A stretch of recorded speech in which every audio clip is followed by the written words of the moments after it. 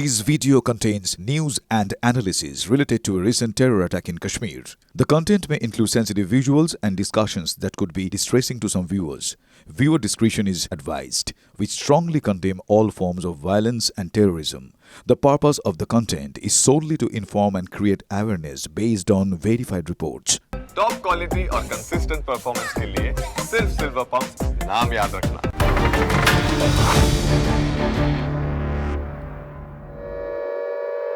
আর ঘরে বাইরে প্রবল চাপে পাকিস্তান, একদিকে লাগাতার ভারতের প্রত্যাঘাত আর অন্যদিকে বালোচ মুক্তিযোদ্ধার লাগাতার পাক সেনার উপর হামলা। বেসামাল পাকিস্তান যে কোনো মুহূর্তে স্বাধীনতা ঘোষণার পথে হাঁটতে পারে। Balochistan liberation army, Baloch army তারা স্বাধীনতা ঘোষণার পথে হাঁটতে পারে।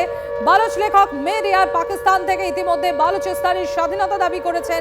তিনি নয়াদিল্লিতে একটি বালুচ দূতাবাস খোলারও অনুমতি দেওয়ার জন্য ভারত সরকারের প্রতি আহ্বান রেখেছেন। স্বীকৃতির জন্য রাষ্ট্রপুঞ্জের প্রতি আহ্বান জানিয়েছেন এই বালুচ লেখক।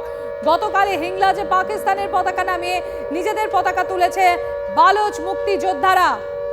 আমি চলে যাব কর্নেল শ্রীবাস্তবের কাছে একবার। কর্নেল শ্রীবাস্তব, এই বালোচ নিয়েই আপনি বলতে চাইছিলেন, তাহলে ইতিমধ্যে আমরা দেখলাম হিংলাজে সেখানে পাকিস্তানের পতাকা নামিয়ে নিজেদের পতাকা তুলে দিয়েছে বালোচ আর্মি, লিবারেশন আর্মি। তাহলে কি হতে চলেছে?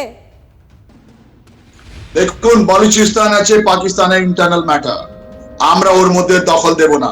যদি বালুচিস্তান কি চাইছে পাকিস্তান থেকে ওদের দুজন বুঝবে, ওর মধ্যে আমাদের কিন্তু ওর ইমপ্লিকেশন আছে, ওটার সামরিক ইমপ্লিকেশন আছে।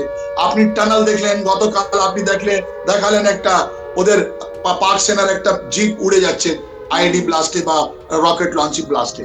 আর আজকে আপনি দেখালেন যে হিন্দুরাজে আপনার ওটা ইন্ডিয়ান, এটা আপনি দেখবেন। বালুচিস্তান এর যা প্রবলেম আছে ওটা ইন্টারনাল প্রবলেম, কিন্তু ওর সামরিকটা বারবার আপনাকে বলে দিচ্ছি, এক বালুচরা পাকিস্তান আর্মির একটা রেজিমেন্ট আছে, অনেকগুলো লোক আছে, অনেকগুলো অফিসার আছে। ওরা কি করবে? ওরা কি আজকে ছেড়ে দেবে?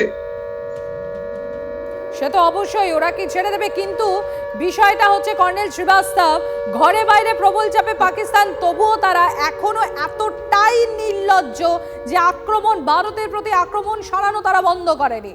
আর এই ভারতের প্রত্যাঘাতের পর ঘরেও বেসামাল পাকিস্তান। যেরকম আপনাদের জানাচ্ছিলাম যে আবারও পাক সেনা ছাউনিতে হামলা।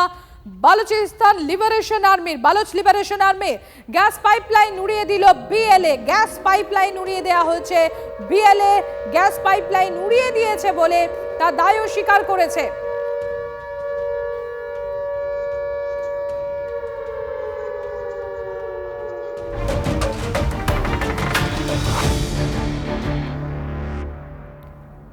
ভারতের সঙ্গে টেনশন চলছে পাকিস্তানের, আর সেই লড়াইয়ের মধ্যে প্রবল চাপে পাক প্রধানমন্ত্রী। শাহবাজ শরীফের বিরুদ্ধে রাস্তায় পাক জনতা। জেলবন্দি ইমরান খানের মুক্তির দাবিতে মিছিল। জেলবন্দি ইমরান খান আপনারা জানেন, এবং তার মুক্তির দাবিতে মিছিল। পাকিস্তানে ইমরান খানকে প্রয়োজন, দাবি ইমরান সমর্থকদের। অর্থাৎ সমস্ত দিক থেকে গ্যাড়া কলে শাহবাজ শরীফ সরকার, রীতিমতো জাঁতা কলে পড়ে গিয়েছে শাহবাজ শরীফ।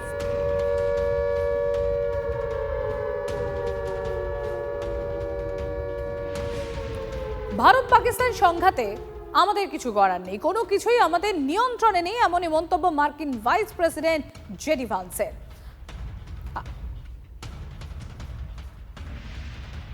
আর আপনারা জানেন এই জেডি ভান্সের সফরকালীনই পেহেলগাঁওয়ে হামলা হয়। আপনাদের জানি রাখি এই মার্কিন ভাইস প্রেসিডেন্ট জেডি ভান্স তার ভারত সফর চলাকালীনই পেহেলগাঁওয়ে সেই নৃশংস হামলা জঙ্গিদের। সুব্রমণিয়াম জয়শঙ্করকে ফোন মার্কিন বিদেশ সচিব মার্কো রুবিও। সন্ত্রাসের বিরুদ্ধে লড়াই ভারতের পাশে আমেরিকা, কাঁধে কাঁধ মিলিয়ে লড়ব, ভারতকে বার্তা মার্কিন বিদেশ সচিবের। টুইট করে জানালেন বিদেশমন্ত্রী সুব্রমণিয়াম জয়শঙ্কর। আর আপনাদের জানিয়ে রাখি, ইউএর প্রধানের সঙ্গে জয়শঙ্করের কথা, ভারত নিয়ন্ত্রিত প্রত্যাঘাত করছে। নিরাপত্তার স্বার্থে এই নিয়ন্ত্রিত প্রত্যাঘাত, পাকিস্তান আগ্রাসী হলে চরম প্রত্যাঘাত, ইউরোপীয় ইউনিয়নকে জানালো ভারত।